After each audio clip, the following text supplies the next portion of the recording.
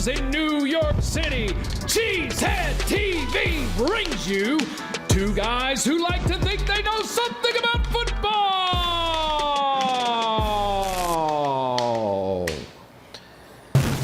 Good evening, everyone, and welcome back to Packer Transplants Live. I am Aaron Nagler, and joining me, as always, is my co-founder here at Cheesehead TV, Mr. Corey Banke.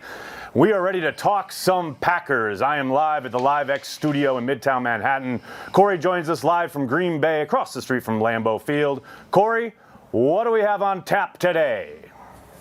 Today, we'll try to wrap our heads around the fact that for the third time in history, Packers history, we'll be hosting the Tampa Bay Buccaneers in the NFC Championship game on Sunday afternoon right there in that stadium. But right now, it's time for the good, the bad, and the ugly. We got the good, we got Elgton Jenkins slapping around Aaron Donald. We got the bad, we got Hunter Bradley slapping around a football a way we're not really hoping he does anymore.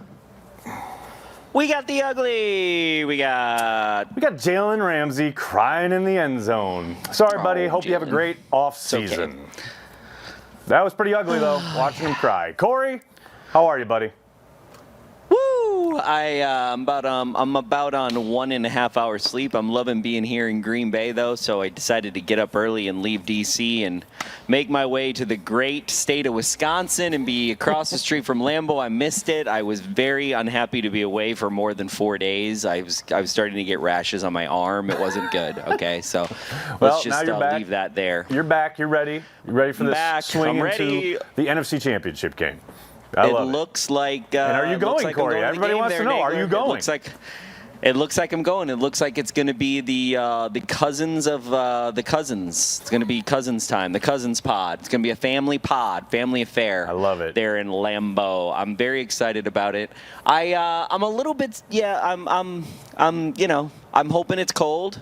I'm hoping it's not a repeat of the 2007 NFC Championship game, because I'm starting to seriously think about that game and everything that it meant in my life, which was a lot, and it basically changed the course of my entire life in some ways, right. Which I won't get into on this podcast. But, it was a very seminal moment in the history of not only this site and our lives, but that game is one of those games. It will going to that game forever changed my life. So, this Sunday is one of those times. It's just one of those rare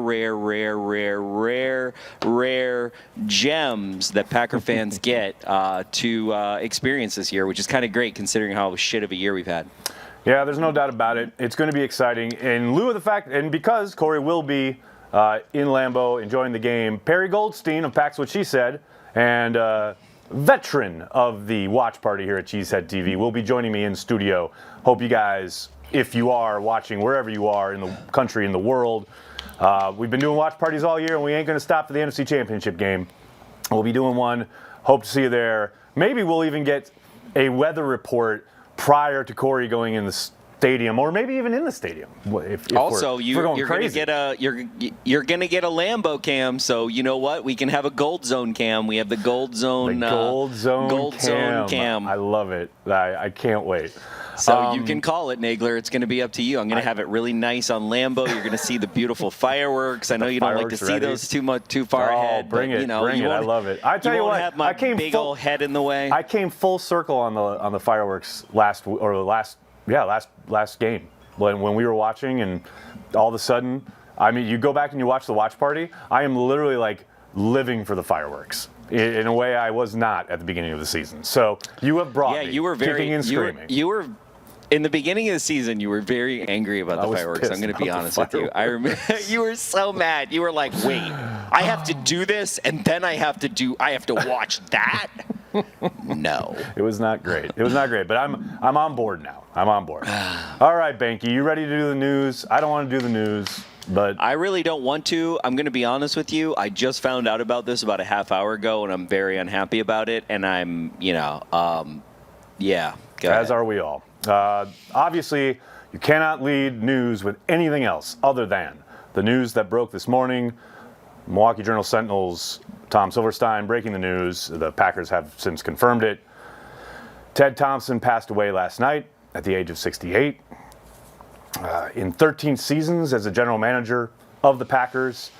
Ted's teams combined for a 125-82-1 regular season record, 9 postseason appearances, 6 NFC North titles, and of course, a victory in Super Bowl 45. It's funny watching because, Corey, you are not telling tales out of school. You legit sat in your chair there, looked at the script, and let out a bellow of what? I mean, that's how recent this news is for Corey. I've been processing it all day. I promised myself I wasn't going to cry like Jason Wilde did on the radio, but I'm probably going to fail. And that's not a shot at Jason, because if you haven't heard his little clip, is very emotional about Ted's character and what Ted meant to the franchise and Ted's devotion to the franchise. It's no secret, I love Ted. People called me a Ted apologist. I've gotten hate mail. I've gotten death threats for being a Ted apologist. That is true.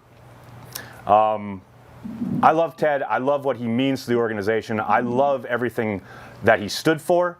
And you don't have to go very far on the internet today to see how much he meant to so many people, not only within the Packers organization, but around the NFL, and people even not even connected to the NFL, just human beings.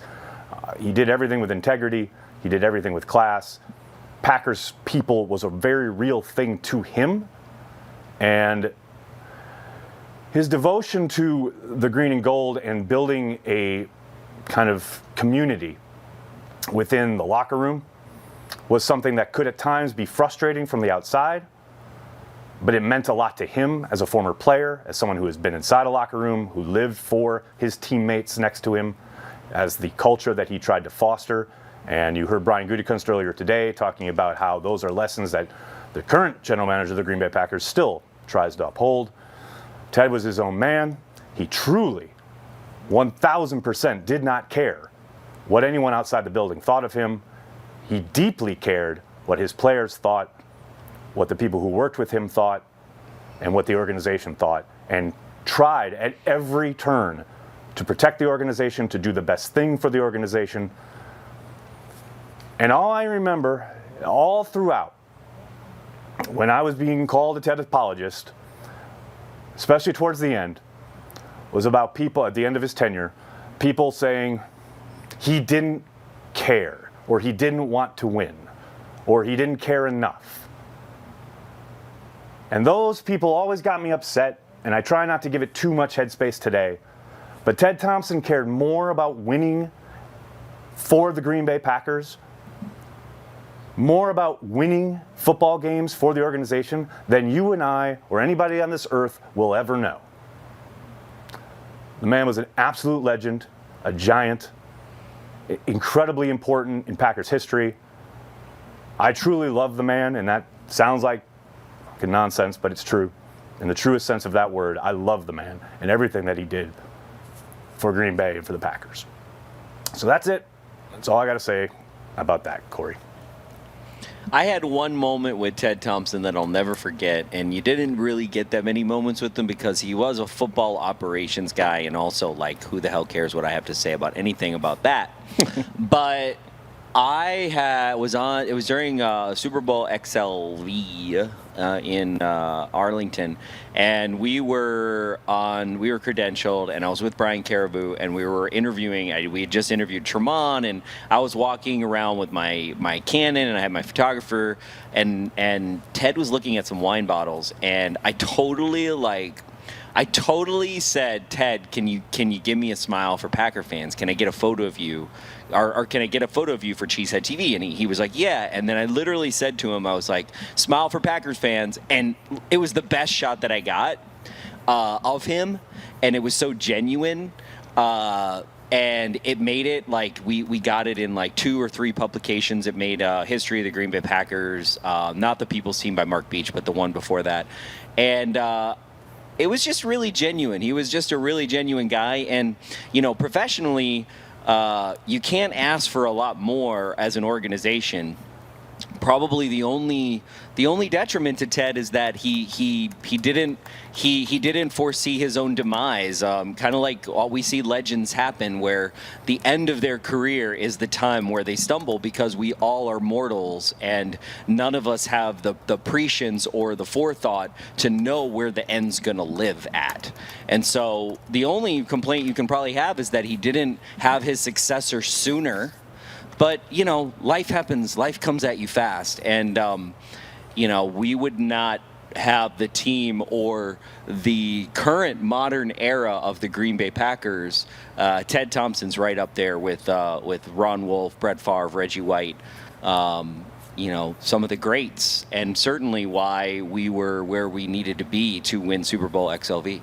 No doubt, including on the doorstep of another Super Bowl. This team that we have been cheering for all throughout 2020 is rooted in Ted Thompson's work.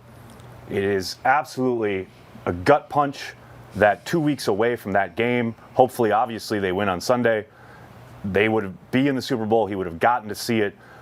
A team that you cannot, you can't say anything other than the foundation of this team was built by Ted Thompson. Aaron Rodgers, Devontae Adams, David Bakhtiari, everybody wants to complain about NFC championships, but 100 million %. He laid the seed for how many NFC championships that this team has been in. Yes, this is the first NFC championship game that Aaron Rodgers has been able to helm at Lambeau Field. But, we take for granted all of these places and playoffs that we've been in, all of these places we've seen, and us being in the mix in the top 4 teams in the NFL. Consistently. Ted Thompson, sure, on 1 million %. Hey, I don't know if Al or Matt are listening. If you guys are in the control room, I uploaded that picture that Corey was just talking about, the pic that he took down in Dallas that week leading up to the Super Bowl. If you could take it and show it, because I agree with Corey.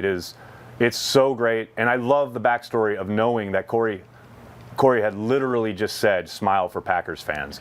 If you could take it, was so genuine. It was so like I asked him the right question. That is literally a second after Corey said, "Smile for Packers fans." There's Ted Thompson. I love that. And you're right. Yeah, it's been in a few books. It hangs in Corey's office here at LiveX. It's one of my favorite. I put it on Twitter earlier today. It's one of my favorite photos of Ted ever. Just a mountain of a man, a titan. He'll be sorely missed, and deepest condolences to his family. All right, I know it's NFC Championship week. We're all excited. You got to talk about Ted, though. You had to talk about it. I wanted to get it out of the way. Let's continue on with the news. Corey, now this is some news. You probably didn't know this either, because you've been doing like real world stuff. The Packers are signing Tramon Williams. Tramon Williams was on the practice field today in his familiar number 38. He will be signed to the practice squad, which I love.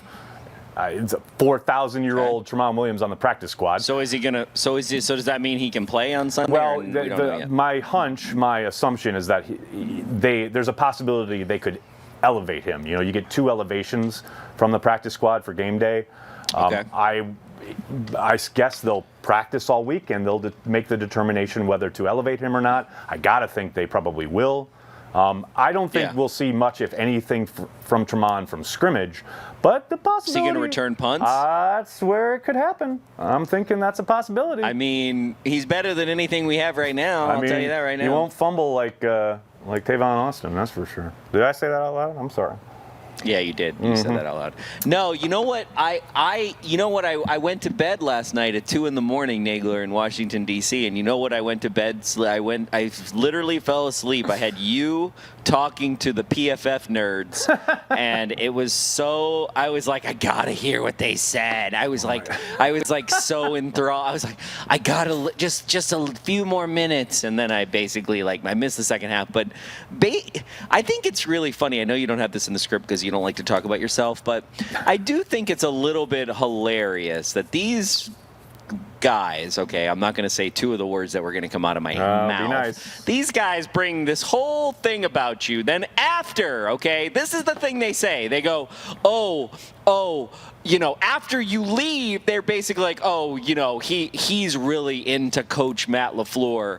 And, there's not enough data on him. So, Nagler's just completely fucking wrong. Okay, Right. That's basically what they said, okay? Sure. Yeah. But actually, PFF guys, you were wrong. Exactly. Completely. Exactly. Like, if you go back to that interview, if you go back to all of the things that they said about the Green Bay Packers last year, if you go back to that interview and you actually look at the data set of truth versus false, there's a lot of false that they're saying, and there's a lot of truth that you're saying about the Green Bay Packers that came to fruition.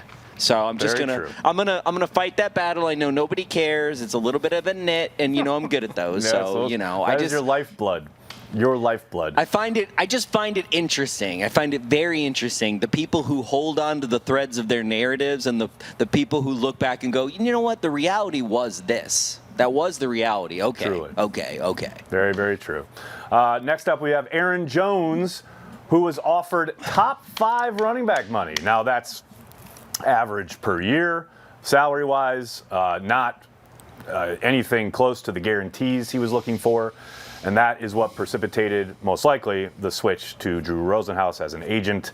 That was buried in not buried, but that was in a Rob Domofsky piece a couple days ago. Look, the further down this road we get, and I didn't think this was a bombshell thing. I had a couple people on my Twitter mention, say, "Oh, did you see this?" And it's like, well, yeah.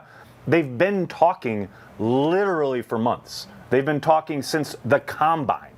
So it stands to reason offers have been made. Now, obviously, the Packers or somebody in that vicinity has leaked the fact that, okay, well, this was our offer, top 5 running back money. And, of course, Aaron Jones sees what guys like Dalvin Cook or Henry or whoever are getting, Kamara, in guarantees, and he sees that and says, well, I'm just as productive as these guys. I want the same guarantees. I can't blame Aaron for that. How could you ever blame that? Blame it. If I'm Aaron Jones, I'm not looking for top 5 money, okay? Let's just be real. All right? I'm looking for top 2 money. And if you don't give me a couple compelling reasons why there's some number 1 firsts, right? Because you got to have those, right? Yep. It's got to be like, this is the first time a running back's ever been given pies, right? Or, fruit salad. I don't know what it is. Course. If you don't got something in there, what's the point? Like, he's only going to, the way that the undervaluement of running backs, and this goes back to PFF and all these analysts, right? Boy, here we go. The undervalue that has been placed in the last, let's call it 5 to 7 years about the NFL running back is actually kind of sad, in my opinion. Okay, it's sad. You want a guy on your anchor. You want to anchor running back, but you don't want to pay him top money. Yeah. There's certainly a team that's going to pay him. There's going to be a team that's going to pay him. Well, that's where the rubber hits the road for me, because it's like, yes, Aaron Jones is amazing in the Packers offense, but the Packers have used him judiciously due to a number of injuries early on in his career, and now that they've hit a good rhythm, he is incredibly productive. Is another team going to be willing to give him that guaranteed type money, guaranteed against injury, and then try to ride him and then see what happens? Because I got to think part of Aaron's success now is that the Packers are smart about how they use him. And that's not to take away from his ability, because he is fucking amazing. But how much of it is how the Packers are using him in this offense, by the way? Aaron Rodgers seeing advantageous looks and knowing when to give it to him, when to pull it, etc. Yeah, he can go to Williams, he can go to Dillon. It's not just one. It's not a Derrick Henry offense. Exactly. Yeah, you're right. I'm not taking anything away from Aaron. He is a true talent. But at some point, I understand where Gutekunst might be coming from when he says, okay, you're really valuable. You're really valuable in our offense. But I don't know about paying you X amount of guaranteed money when, look, he missed games earlier this year that they won. The offense still operates at a high level. Yes, is he a lightning in a bottle, fantastic talent? No question about it. Is the offense exponentially better with him in there? no question. But balancing that idea of a certain segment of your salary cap being taken up, a larger and larger portion for this player who, let's face it, is a rotational player. As much as I hate it, as much as Packers fans hate it, that is what he is to keep him healthy. I hear you. It's hard to make that call. There's a caveat. There's two caveats there. One is, we get what the Packers' point of view is, right? But the second thing I'm going to say about the Packers is, are we utilizing Aaron Jones to his full capability?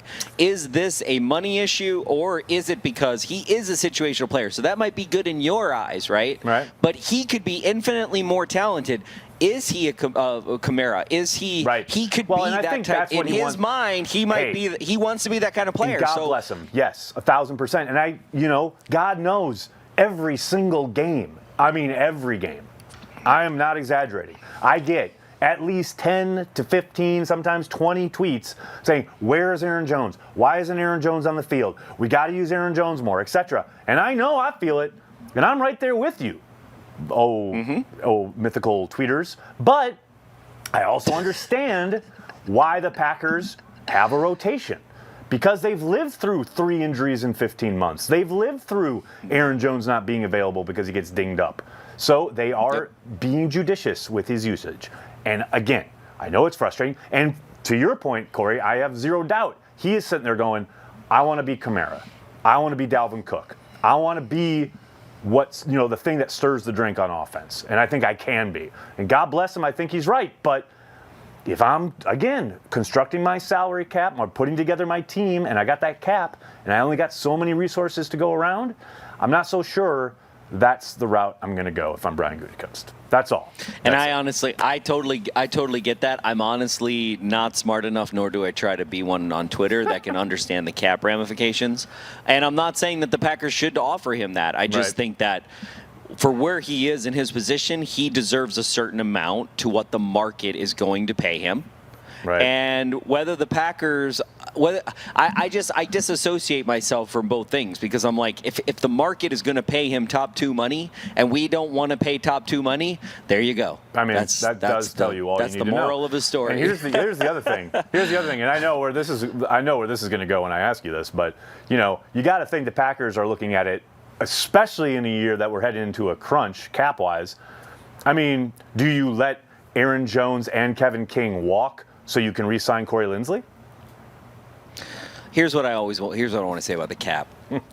What is going to happen? Okay, so typically in a recession, if you're smart, you spend into a recession, right? And this is like the federal government, Look right? at you. So what is going to happen, okay, if the Packers decide, you know what, NFL? F your cap. I'm just going to do what I want to do. What's going to happen? What's happened to any team that's done the same thing? Well, there's 4 teams that have been over. Funnily enough, the Broncos beat the Packers in the Super Bowl with a team that was constructed that ended up getting penalized by the NFL for mismanaged cap. Funny how that works. That was like 20 years ago. No one took their rings away or anything. Well, that's the thing. So it's like, really? Like, everything's about the cap. Here's the problem, right? And this is kind of like, it depends on what side you're on, right? And I'm on the Packers side, obviously, to a certain point, and I'm on the player side because it's like you have to push the market. And also, like, who sets the salary cap?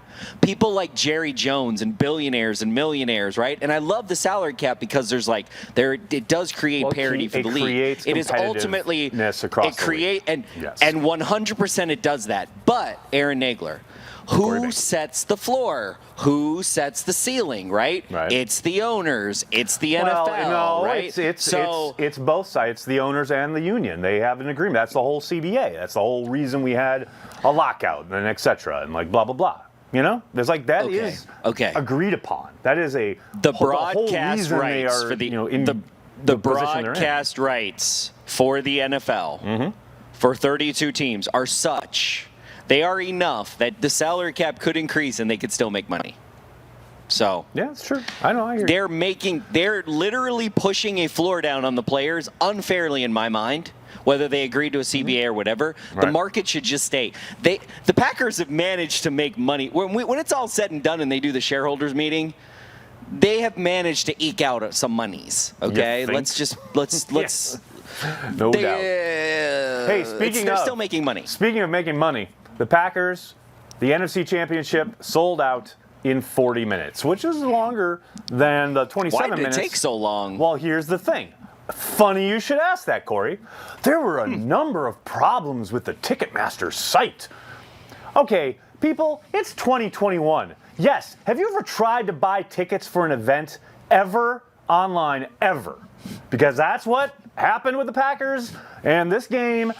And there are literally people on the Zoom call with Mark Murphy the other day saying, well, Mark, we've spoken to a number of fans who had problems with the... What, is Mark Murphy IT? Is Mark Murphy the head of Ticketmaster? Man, that ain't Mark Murphy's problem.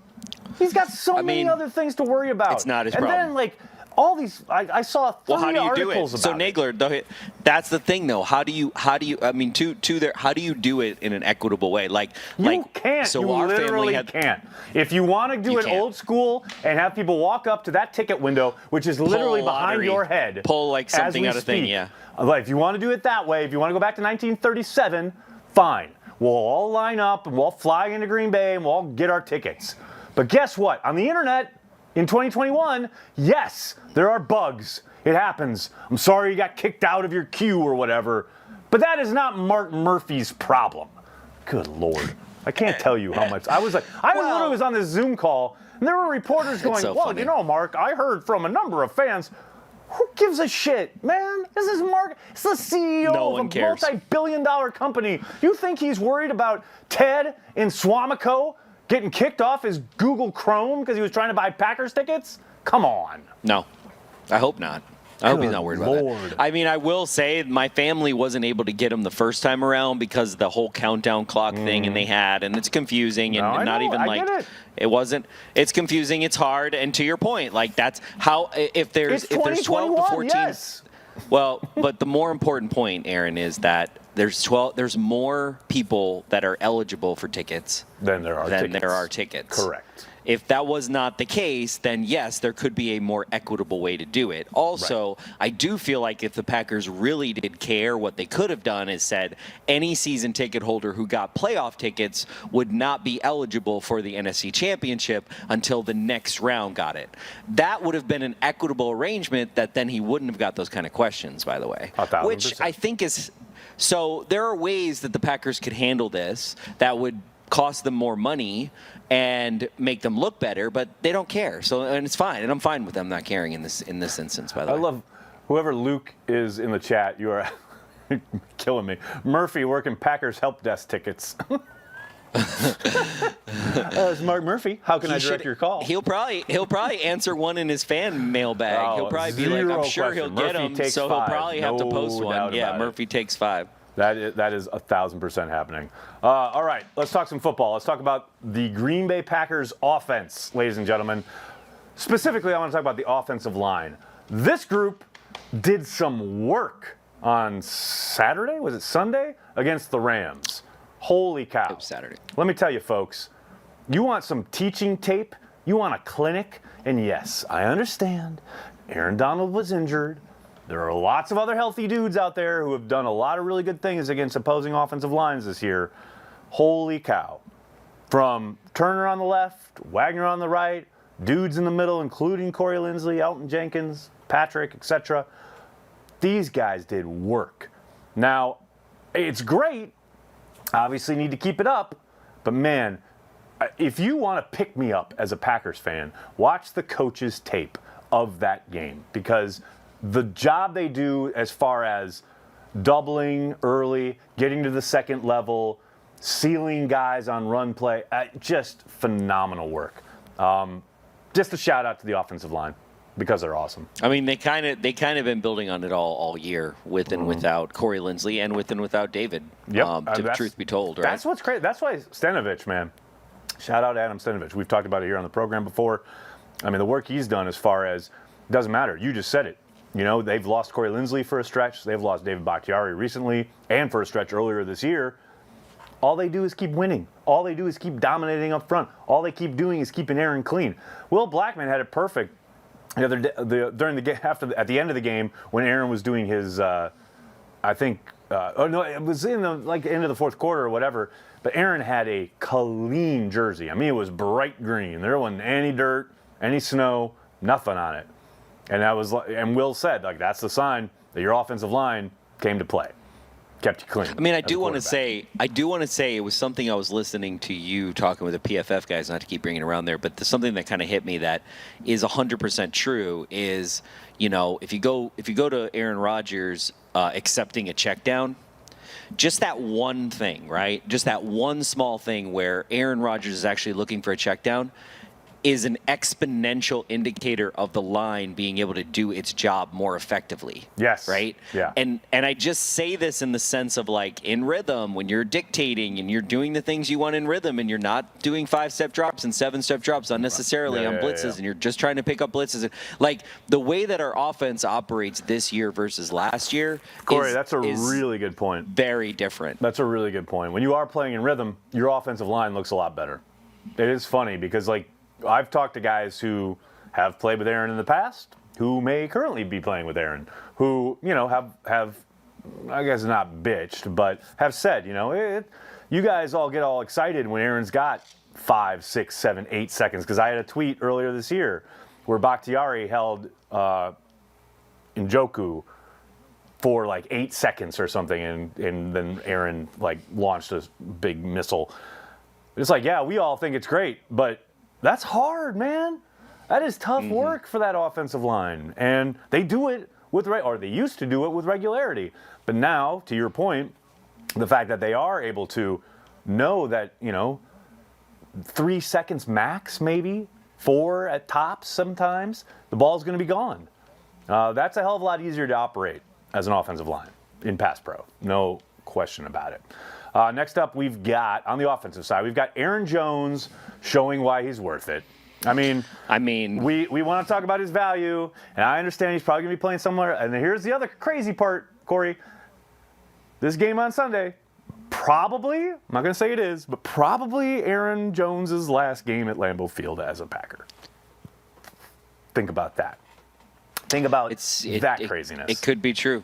I mean, it was going to have a really easy segue into this. There's some plays that he's, with the offensive line. What is this offense? To me, it's a chicken or an egg. And I think this season, you guys are kind of talked about it yesterday too. Is it that this offense really, this type of offense really excels with an elite quarterback, and then it's a sprinkling of running backs? Or what we originally thought, which it needs to have really good running backs and an okay quarterback? Because I feel like this season what we've learned about this scheme that LaFleur runs is that, wow, if you have an elite quarterback who's not having to listen to a coach the whole entire time and can read his own plays and can make stuff happen on his own, you go to another level. So what do you believe with this offense? Is this offense need superstar running backs, or having really good running backs who can pass protect and you can use at will? Is that really, are we going back to this old Mike Holmgren approach at running back? I don't know. I'm down with that. I'm all for any Mike Holmgren approach to anything. But yes, I think that's a very good point. I do think it's Ted Nguyen who wrote the piece for The Athletic that we referenced here on Transplants, I want to say 3 weeks ago. He was the first one who really kind of put it out there hey, guess what? This scheme has been around for a number of years now, and everyone who's been running it has had a pretty neophyte at quarterback. Shitty quarterback. Well, that's a little Jared Goff. That's not shitty, man. I don't think they're shitty. I don't think Garoppolo's shitty. I don't think all of that. He sucks. But Matt LaFleur is the first one to be given, look, here's a soon-to-be 3-time MVP, first ballot Hall of Famer, Super Bowl champion, seen it all, 16-year vet, who can now augment it in a way that it gets, you've seen this year, it's pretty damn unstoppable.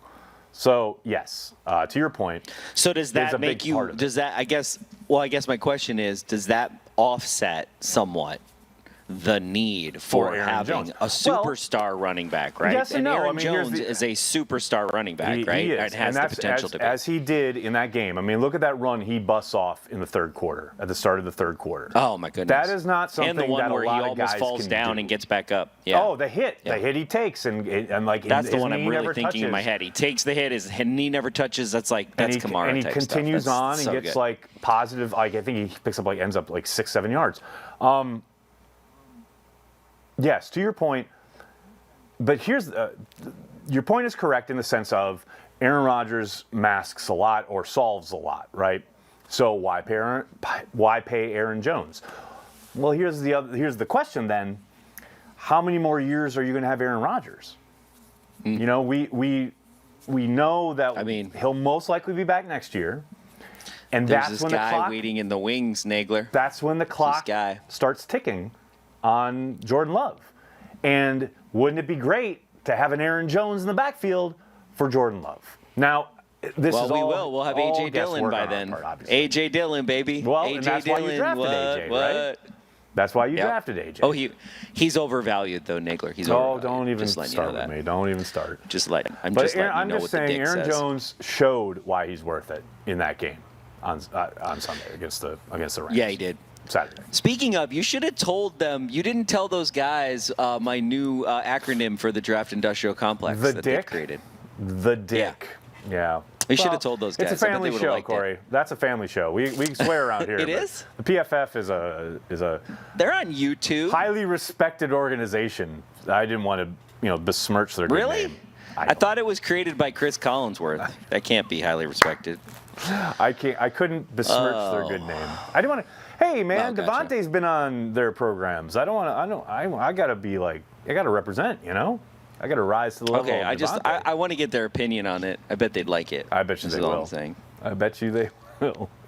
And finally, on the offensive side, Alan Lazard is a true king.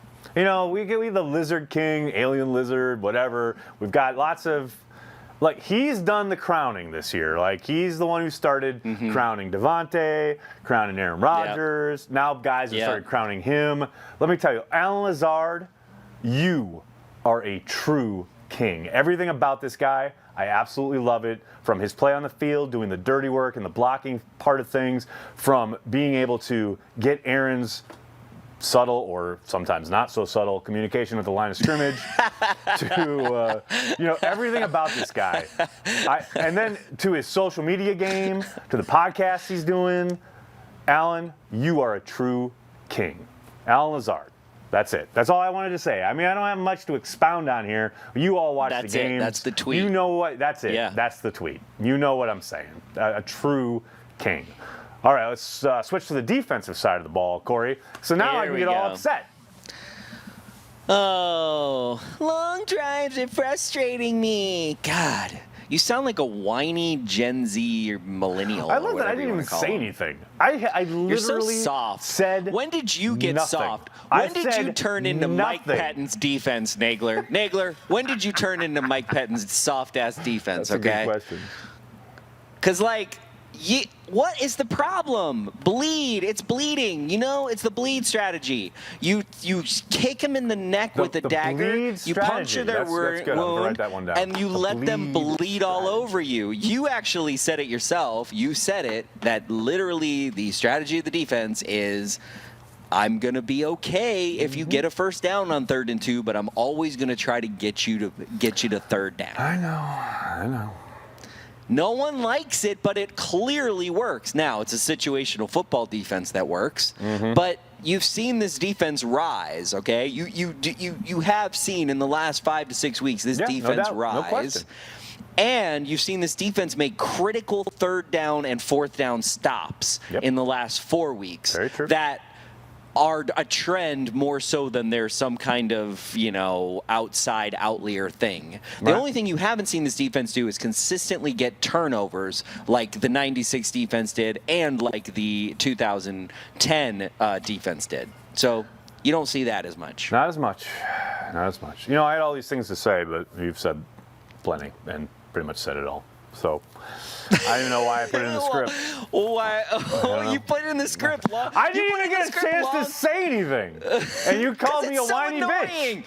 I've spent how many hours of my life on Watch Party listening to, if I have another long drive by this defense, I'm going to kill myself. Well, just do it. Just kill myself? All right. Yes. Just finish the job. Not a bad idea. All right. We go on to Corey. There was a point in that game where I felt kind of hungry, and I was like, maybe I should order a pizza. Maybe I should. You wanted some touchdown squares? Grill some brats. Maybe here in the studio. Really get the aroma going here. Make it a real game day atmosphere. But I thought, no, I don't want to do that to the studio. I don't want to make it a mess or anything. I know Rachel would probably freak out if I did that. So I thought, you know what? I should have some snacks. But you know what, Corey? You didn't have any snacks. There's no snacks. Where are all the snacks? Where are all the snacks? I thought I wanted maybe some nachos, some tailgate food. Nothing. Cheese squares, a little salami, a little something to munch on. No snacks? Really? No snacks. What's going on? Do you know why there are no snacks? I would love to know, but I'm not sure. I think I need to ask Coach why there are no snacks. But hey. Oh, you didn't ask this week? I'm surprised. Not yet. That's surprising. Not yet. Well, I had a little. We haven't even talked about my day. We've heard about your day. We'll off air. We'll talk about my day. I had a day, Banky. So I missed Coach's presser. But yeah, no snacks. I'm not sure. Not sure what's going on with no snacks, but we'll see if there are any snacks on Sunday. It'd be nice. I mean, did you miss snacks though? Not really, but kind of on some of the run plays. I really felt an urge to munch on some stuff, but not really, I guess. I mean, munch on Jair Alexander with -3 yards. That's pretty much the hottest stat of the week. That sticks out in my mind so much. Next season, we're doing hottest stat of the week because that is the hottest stat of this week. That's no it, question. Right? No question. Negative. He's like producing for the offense while on defense. That's my guy, Jair. That's how Job Money rolls. This is how he lives. It's kind of amazing. I mean, do you feel like we just missed snacks because we didn't, we weren't hungry? Probably. Okay. That's it. We don't need snacks. We had our urges satiated in other ways. Finally, Rashaan Gary is a one-man wrecking crew. Did you know this? Were you aware? Because Corey, I was told he was a bust. I had many humans on Twitter, on Facebook, on this here program, on our live chat. Many times. Talk about how was it the DIC? He's a bust. Yeah, but even beyond the DIC, just fans, supposed fans, talking to me about Rashaan Gary being a bust. Guess what? He's a one-man wrecking crew. Not a bust? He is not a bust, absolutely on fire. I am so happy for him. I'm so thrilled we get to watch him every week, and I can't wait. Don't forget, last game, I know everyone's talked about the Week 6 beat down by the Bucs.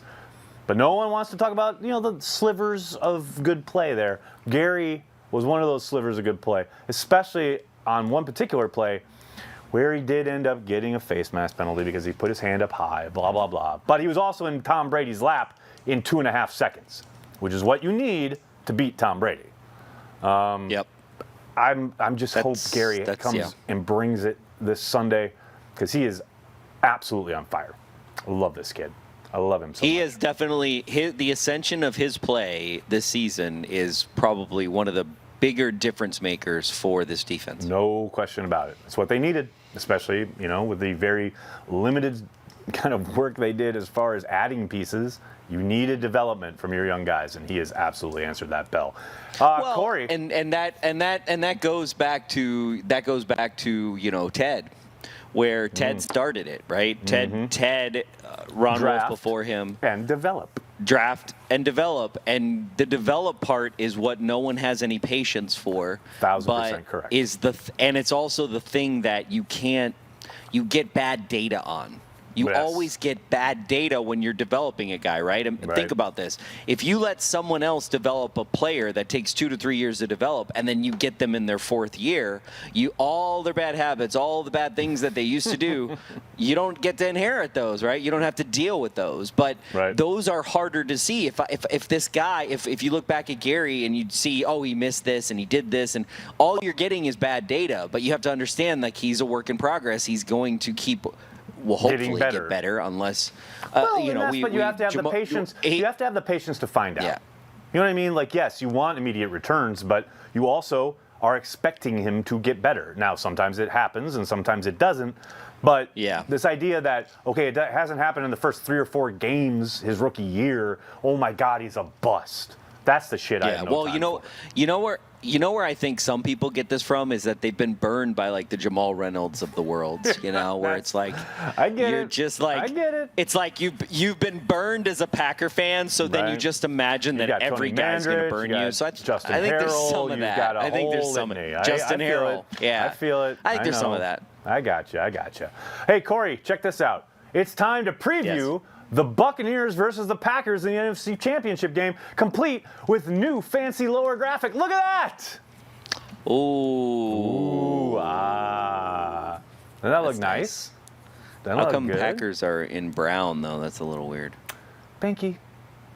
You know. I'm kind of weirded out by that. Eric put that together really nice for us. And, I like it. And you're just like... I like it.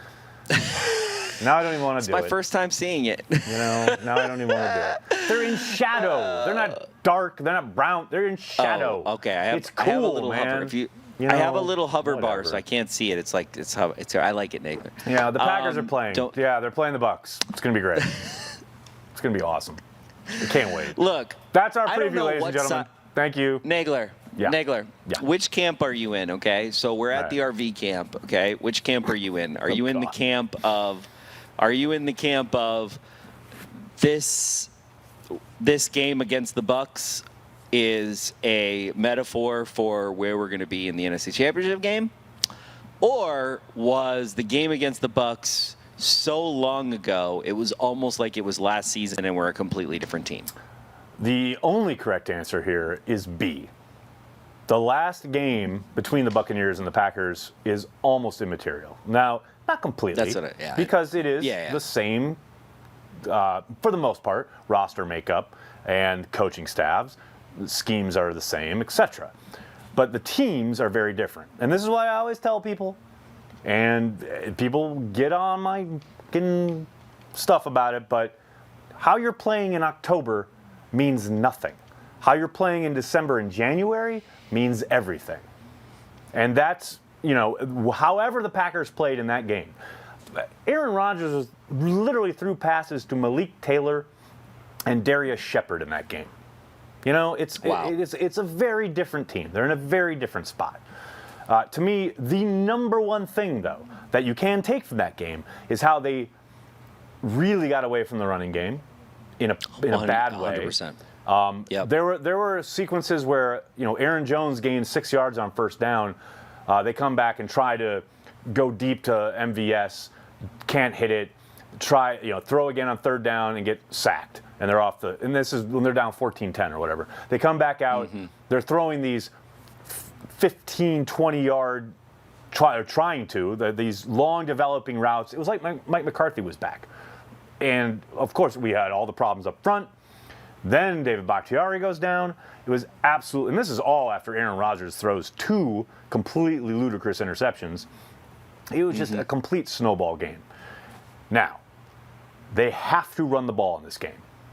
And I'm not saying it's going to be easy. In fact, I think it's going to be hard, and I think it's going to be ugly. But they have got to run the ball, and they've got to run the ball between the tackles. Enough of this toss play bullshit.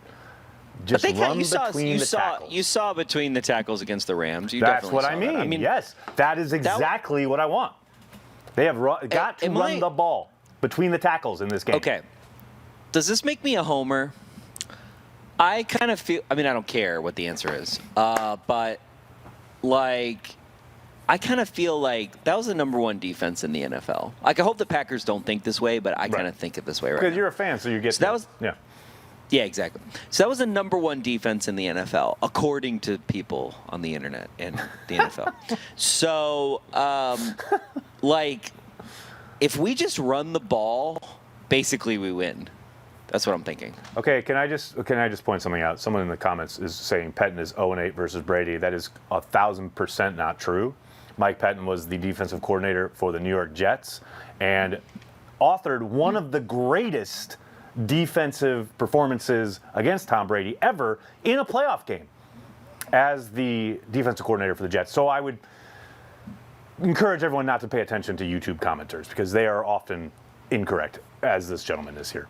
The next thing people have to pay attention to in this game, Jamel Dean, who had the pick six against Aaron Rodgers last game, took advantage of that quick out to Devontae and then chirped about it afterwards, saying it is something he saw on tape. He knew it was a tendency. Devontae had some questions about that, but great play. Turned that game around, no doubt about it. You've seen many teams since that play take advantage of Dean with sluggos, with out and ups, with shoulder fake, and then you're gone. I want that early. I want them to go right at him. I want Devontae to run an out and up, sluggo, what have you. And I want them to know. I want him to know. Oh, we know. We know how aggressive you are. And you got that one on Aaron last time. And well done. Well done. But it's going to be different this time around. Because you know Devontae can cook this kid. Come on. There hadn't been a corner born he can't cook. They said for a week that this guy on the Rams was going to do all this stuff and nothing happened. Yeah. And he basically got his ass handed to him. And I see all these I see all this audio and all this stuff. Right. I'm just like, wow. You want to talk about teasing something that completely was overblown. The best clip, talking about the audio, the best clip was from NFL Films where they caught Ramsey and Devontae chirping before the pregame. And right before it happens, there's literally a clip, because LaFleur was mic'd up. There's a clip of LaFleur and Rodgers, and LaFleur says, "Oh, here it goes. It started, baby." Like, everyone knew it was coming. Everyone knew they were going to jaw before the game. And it was like a show. And LaFleur's like, "All right, here we go." I love that the head coach is like, "All right, get my popcorn. Let's go." That's just the best. I love it. Finally, can the Packers' defense disguise in any way, shape, or form what they're going to do when it comes to Tom Brady? Tom's seen it all, and he has absolutely taken advantage of Pettin. To the YouTube commenter's point earlier, he has had the better of Mike Pettin as of late. There is zero question about that. He's done a very good job of seeing what Pettin presents, making adjustments at the line. He took advantage numerous times last time around of seeing what was there pre-snap, getting guys into better positions, and then making plays. Can the Packers just disguise a little bit? I know they're pretty much, this is our set and this is what we do. Man, it'd be nice to see them pull out just a few wrinkles. I'm not talking about wholesale changes. I don't need you to go crazy, but just some disguise, a little bit of subterfuge when it comes to your pre-snap read. That's all. I love it when you bring up things that are never going to happen. It's so funny, Corey. Because I'm like, here is Aaron Nagler's wish list of things that Mike Pettin is never going to do. Number one, I wish Mike Pettin would press the corners. Yeah, that's not happening. Number two, I wish Mike Pettin would blitz more. That's not happening. Number three, and today's winner, I wish Mike Pettin would disguise his defense. Corey, that's quite possibly the most depressing moment on Packer Transplants ever. Because it's so true. There's so much truth there. We spend how much time of those three things? I wish these three things were the reality. I know. Oh, man. Yeah. It's like, it's just funny. It's funny. All right. I haven't slept in a while, so, maybe it's not that funny. I'm ready, though. I'm ready hilarious. When you are. You ready? All right, let's go. Yeah.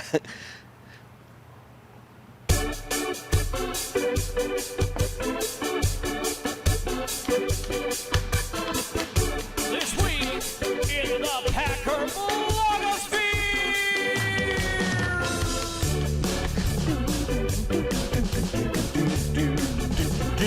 That's right! It's this week in the Packer blogosphere, the return of that venerable series. Corey, this is how I know you didn't read the script, because you said earlier that I didn't have in the script that I was on the PFF podcast, but here it is. That's part of the blogosphere. I was on PFF Forecast. There I am with the guys. Eric It and was George. good. I caught most They're good. of it. They're good guys. I like them a lot. We're friends. I know Corey hates everybody on earth, but these guys are good. I like talking to them. They are gracious enough to invite me on their podcast. I had a ball talking Packers with them. PFF put out this little tiny clip of me talking about how Aaron Rodgers is the GOAT. And actually, I'm not sure if they cut it off, but I really said Bart Starr is the GOAT. But, you know, there it is. So now I've got tons of Patriots fans like this moron who's been in our chat all night talking junk about whatever, who really need to learn football. But there it is. So if you haven't checked it out yet, go check out the PFF Forecast podcast. I had a lot of fun with Eric and George. Thank you to them for having me on. I'm not. I don't hate on those guys. I just don't like them. Wait, am I going deaf, or are you developing a sense of humor? What did you just say? You don't hate on those guys? What? I just don't like. I dislike everything they. I dislike everything they stand for. That doesn't mean I hate on them. Fair point. Fair point. I can't argue with that. That's a good And you point. are right. I didn't turn the page. This script I have has 2 pages or something on the back. So I There figured is something it out. on the back. Well done. There's words. Next up, we talked about NFL films and having Matt LaFleur mic'd up. And let me tell you, folks, NFL films got some fucking gold. Roll this clip, Al. Touchdown! Yes! Yeah! Aaron Rodgers on a 1-yard touchdown scamper, 16-3, Packers. Can I get a belt, please? Hell yeah! Yeah! Can I get a belt, please? I am living for can I get a belt, please? I am living for that phrase. Can I get a belt, please? You know how much I'm living for it, Banky? How much? So much that I have Brent, our resident designer, do a T-shirt for us. That's right. Right now, live in the Cheesehead TV store. I'm going to throw up the link I in love the how chat we couldn't there. get the rights. We couldn't get the rights to a belt or anything. We were just No. Yeah, what's funny is that he did do initially a belt kind of design and a drawing. But I said, the question is, can I get a belt, please? I don't have a belt. So I don't want a picture of a belt. I want a belt. Can I get a belt, please? People that don't know what we're talking about, and you're wearing the shirt, like let's say I'm wearing the shirt at the tailgate, it's going to be like, they're going to be like, oh, I'll give you my belt. Here you go. Right. Pull up your Like pants, no boy. Packers fan knows what a belt reference is. Come on. It's going to be great. I love it. Anyway, can I get a belt, like it. please? I like Available it. now in the store, because I absolutely love that phrase. I would like to get a belt. That I was want Aaron Rodgers to that give was me like- a belt. That was like Matt LaFleur at a watch party. That's the vibe, right? It's like he's just like, can I get a belt, please? Like, I love it. I love it. Matt LaFleur is just one of us. It's just the best. I want to have Matt LaFleur at a watch party. Might be difficult That'd be because he awesome. might be working. But when he's, like he said on our show, you know, when he's retired, he'll come be a Cheesehead TV analyst and we'll have him on a There you watch go. party. I can't wait for that to happen. It'll be great.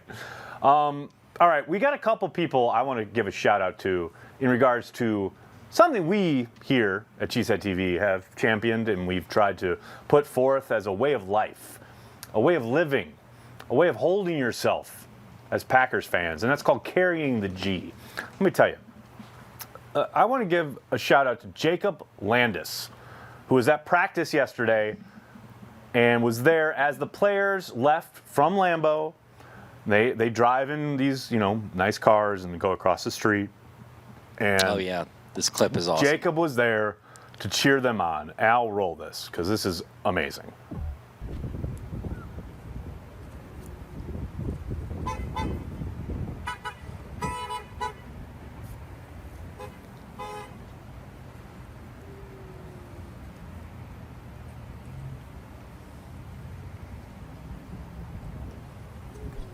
Jacob, there you are in the freezing cold. Packers players going That's across the street. serious dedication right there. You, Jacob, you carry the G, brother.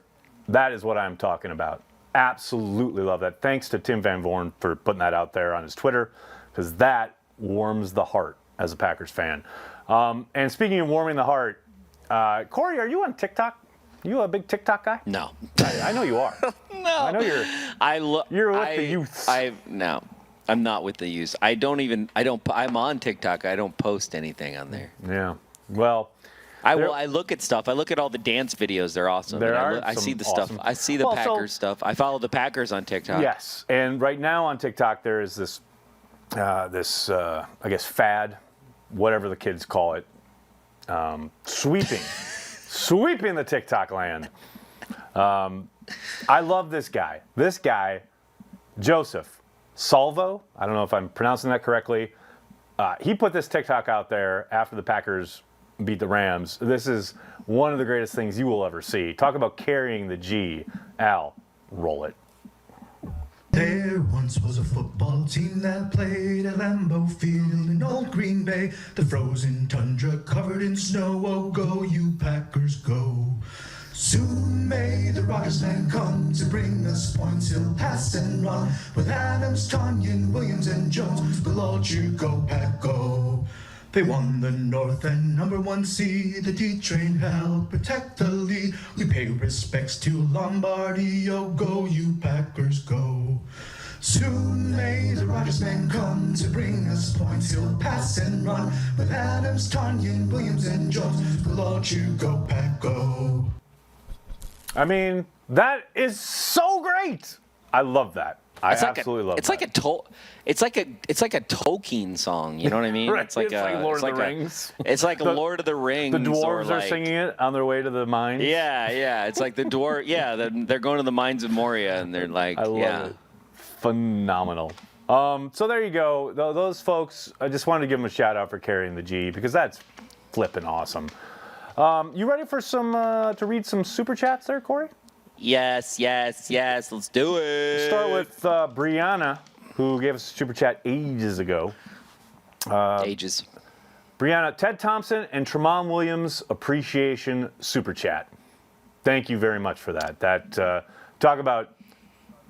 What's funny is that's probably, you got to think, Ted's greatest find as an undrafted free agent, a guy who was cut by the Texans, was on the street. Ted picked him up. They developed him, and he became pivotal to their championship run. So that is well placed there. Aaron Gonzalez. Oh my God, I can't stop laughing. Thank you for doing this. You're welcome, man. Matt LaFleur really is awesome for that one. Well, so Steve from the AP literally says, thank you for doing this at the start of every single question he ever has to anyone, whether it's Aaron Rodgers, whether it's Matt LaFleur, anybody.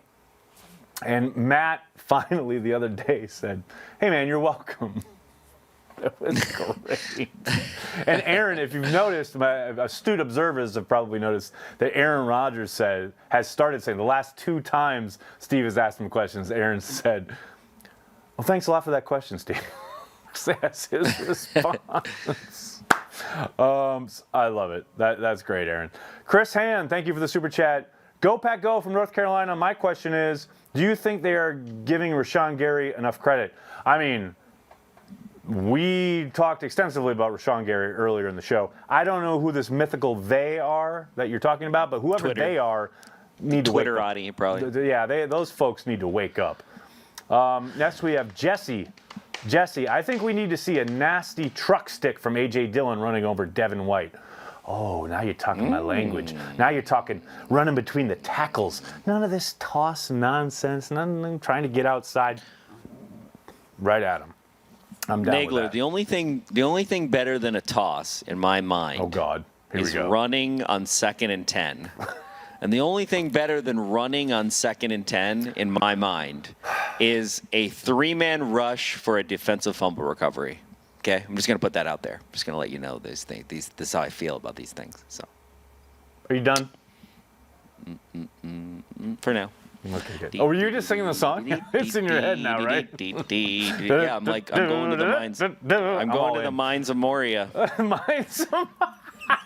going to the Lambeau Field. Oh, I love it. Jake in the box, thank you for the super chat. Going back to McVay and LaFleur's brotherhood, challenging one another for the betterment of the team, do you guys challenge each other in regards to Cheesehead TV?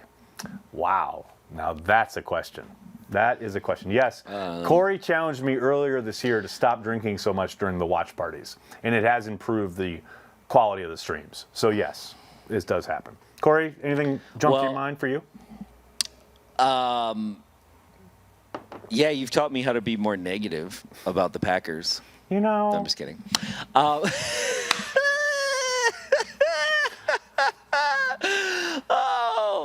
don't know why I bother. I don't know why. I could just do this one-man fucking stream, and we could just call it a day if you want. You know, if you don't want to be here, Banky, you feel I add nothing, that's fine. I get it.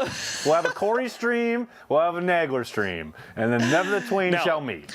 It's very clear. I mean, here's the thing. It's very clear that if I did the stream by myself, no one would watch. So we all know this. So what I add is we challenge each other all the time. I challenge him to be more positive. He challenges me to be more critically thinking about things, especially when it comes to things that I really like. I do critically think about things, but when it comes to the Packers, I'm less critical. I'm a little bit more, as they go, and I have high expectations, but because I've been a Packer fan as long as I have, I purposely lower my expectations because clearly, because to me it's much better when they meet my expectations than it is when I have such high expectations and they dash them. And at the end of the day, that's where we find happiness, is where we set our expectation meter, right? So, I think you've taught me that of like, hey, these things we need to be critical about. But also what's really helped me is I had the gut feeling after the draft, the same as you, is you are a good reaffirmer for me, where it's like, and I think you are that way for a lot of people for the Green Bay Packers, where it's like, I feel this way about the Green Bay Packers. Am I not just right? It's not about right, but it's more like, am I on the right path? Am I thinking the right way when it comes to that in terms of like what the data says, right? Which is funny because I think a lot of people are like, well, Nagler doesn't look at data. It's like, no, you're looking at the tape. You're looking at all the things. So like, I feel this way about Elton Jenkins. Is this justified, right? And in week 2 or week 3. And that's what really helps me and really challenges me. I'll say Corey challenges me in every way, shape, or form. My life wouldn't be the same without him. I'm giving out plaudits to fucking Ted Thompson earlier. I, met Ted in passing a number of times. Didn't know the man closely. I got to sit here and be asked about Corey Banky challenging me. Corey Banky has made me 1,000 times better than I ever would have been, not only as a Packers blogger, but as a human, without his guidance, friendship, what have you, and his challenging me. So there you go. I've said nice things about Corey. Let's keep going. Jeezy Baby 43. Thank you for the super chat. R.I.P. Ted. Loved him. Keep up the good work, guys. Cheesehead is my only source of Packers news entertainment. Your only sourse? Ooh, I'm sorry for you. I'm really sorry, man. Like, but thank you, and yeah. You want to? I mean, we appreciate it, but you want to spread it out, man. You want to get stuff from everywhere. That's how you become like more well-rounded. You get more ideas, and don't close yourself off, man. There's lots of really good outlets out there. But thank you. That's very kind of you. Andre Sarah, I don't know how I'm butchering that, I have no doubt. R.I.P. Ted. After seeing what Mike McCarthy is doing in Dallas and LaFleur in Green Bay, it is safe to say that we should respect Ted more, as in maybe Mike didn't maximize the roster he had at his disposal. Packers by 10 on Sunday. Book it. I mean, I don't think you need to denigrate Mike McCarthy after Ted passes. I knew you were going to say that. I mean, Ted chose Mike. And by the way, hey, since we're here, we're talking about it, let's just Mike McCarthy put out a statement earlier tonight about Ted's passing. Oh, yeah. That really got me. This is what Mike said, quote, "You will hear from a lot of people who will tell you great things about Ted Thompson and what he meant to them, and every word will be true. But when I think about Ted, who he was as a man, will always carry more weight than what he did professionally. There was never a finer human to walk the playing fields or have a presence in the scouting rooms. Ted gave him an opportunity of a lifetime as a young first-time head coach who thought he had all the answers. I couldn't have matched with a more perfect leader. He taught me patience. I will forever remember all the times he would simply smile at me and say, 'Slow down, young man.' He always protected and reinforced the importance of the tradition and history of the Green Bay Packers. It wasn't enough just to win. It was equally important to win the right way. He exuded those qualities in everything. Ted was very private, and few got to see the things I will miss most about him. His sense of humor, his storytelling, and the kindness of such a good man. I have tremendous gratitude and appreciation for the opportunities he provided for me and my family. Ted was a man of extreme faith, which gives me peace in knowing he's in a better place, but I also know for those whose lives he touched, we are all better because of the time we were able to be with him. Slow down, my friend. What a life you led and an example you exemplified." Mike McCarthy talking about Wow. Ted Thompson. That's a statement, and that tells you what the man meant to Mike McCarthy and to a lot of other people. So what we've really learned here is I need to die before you so you can write my obituary. I'm all in on. All right. So now we've got me. You've got me. I had to bring it back. Well, wait, but you just encouraged me to just off myself earlier. So now, that's a race. I know. I'm taking it back. I'm taking it back. Which one of us is going to go? I was going to bring that up, that I was like, well, you challenge me, and then I tell you to do things like that. But I did think that was funny at the time, and I'm not taking it back. But Vex, don't do that, though. Vex, thanks for the super chat. I am not saying he is comparable to, but Devontae Adams has a suddenness and elusive quality I haven't seen since Barry Sanders. Whew, that's some lofty company right there. Ooh. I don't know. Okay. I mean, to my eyes, they're quite different in the sense of their style and how they go about it. But there's the suddenness, the quick twitch. Yeah, I see that. I see what you're seeing there. Jocelyn, thank you for the super chat. MVS recognition chat. Live with it. Oh, I can live with that. I love can that. definitely live with that. With it. That's great. I can live with it. Jocelyn, I can 100% live with it. Cody, thank you for the super chat. R.I.P. Ted. Packers fans, truly lucky to have had him lead us for so many years. I wish folks, me included, would have appreciated his team/Packers people come first attitude while he was still with us. Well, that's big of you, Cody, to admit that, to say that. It's what I'm always on about, man. It's what I'm always on about. And I know Corey and I get a lot of shit because we're the old guys on the beat and we're the old guys in the blogosphere, and we get this. We get it all the time. And I got it the other night after the game, and I said, look, I remember a strike-shortened season being the only way the Packers could get in the playoffs. They won a wild card game against the Cardinals at home. You would have thought the Packers won the Super Bowl. Like this stretch that we're on from 93 to now, man, soak it up. Appreciate every moment of it. And Ted is a huge part of that. And that's what always kind of killed me when people were so down on him towards the end. So Cody, yes, thank you. Thank you for that. Jennifer Wright, thank you for the super chat. You don't have anything to say, but we appreciate the support. That's very nice of you. Holy cow. Thank you. Dude, we got so many super chats. Andrew, thank you for the super chat. R.I.P. TT.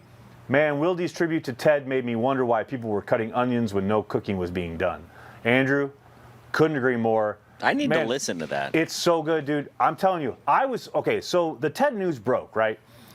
Tom Spoon put out that tweet, and I just instantly retweeted it and said, win it for Ted. Just win it for Ted, man. And then I started to it really started to settle into me. Like we used to talk about it at school, Corey, like take it into your body, right? as actors, you're told to take it, like you live it, you take it into your body. Holy cow. I broke down, dude. I broke down on my sofa. I started bawling like a baby. And it's so weird because, like I said earlier, I didn't know Ted well. I met him in passing. I talked to him at the Combine, talked to him at, Lambeau and media settings. I talked to him once or twice in much more relaxed kind of, off the record type settings. Mm-hmm. Just a great man who really meant a lot to me. And just the idea of how much he meant to this team and everybody who's still currently enjoying this team, on this team, working with this team, and in the kind of like the orbit of this team.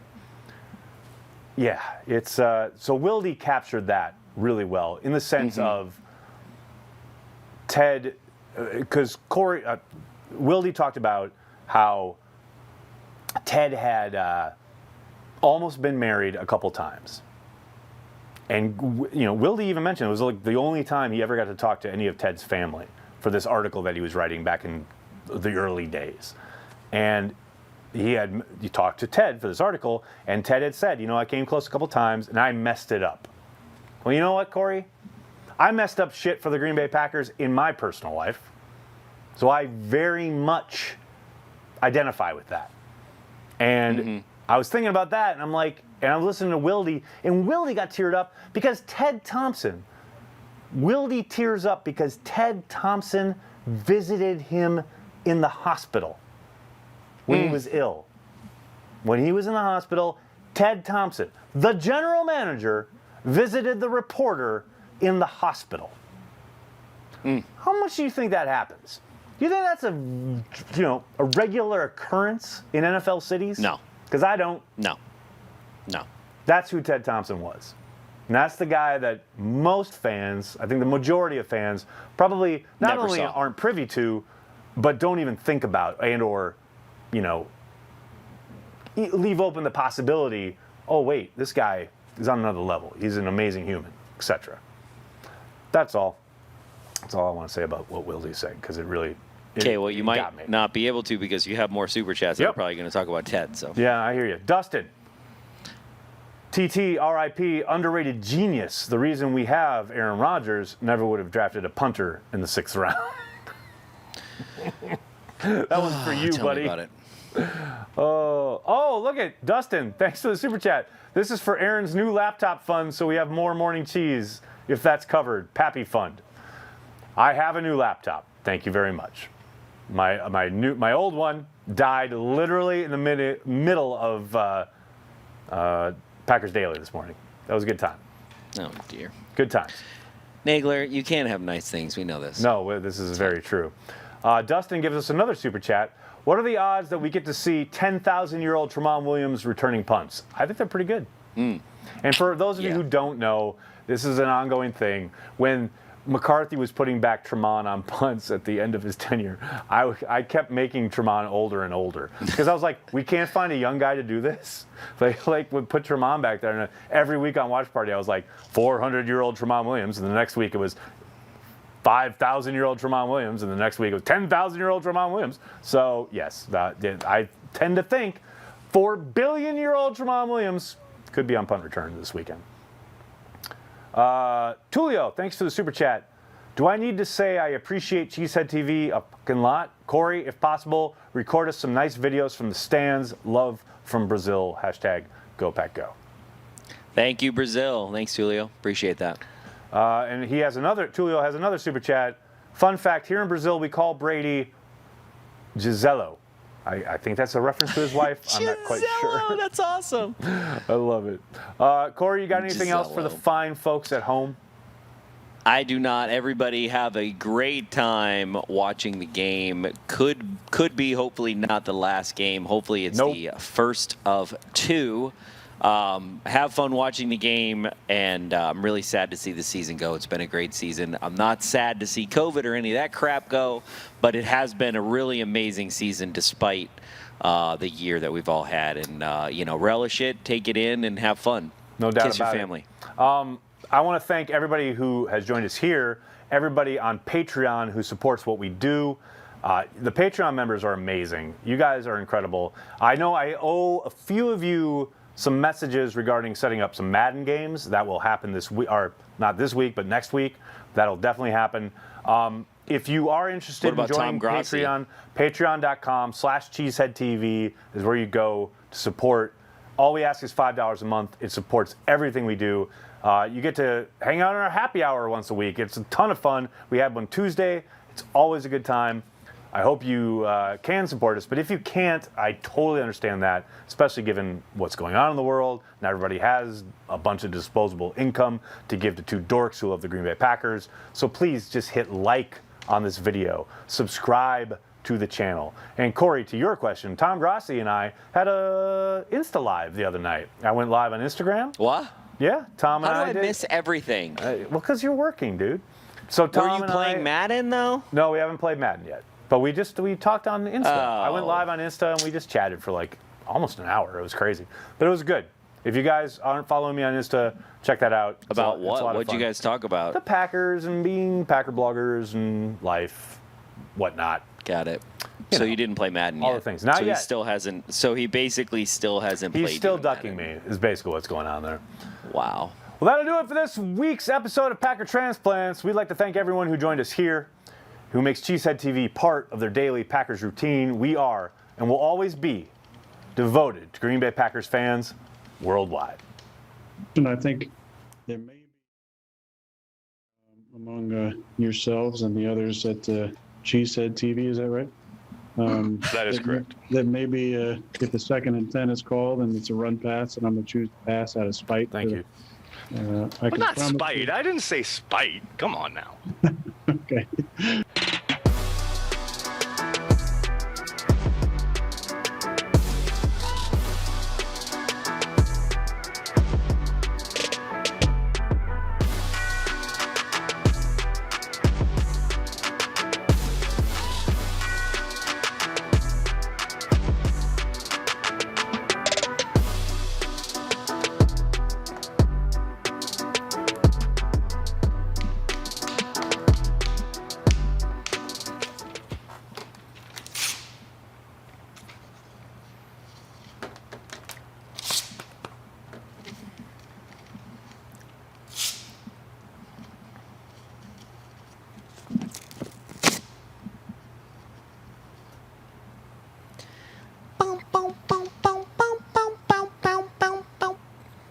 Yeah, I can hear you. I heard you say end to end.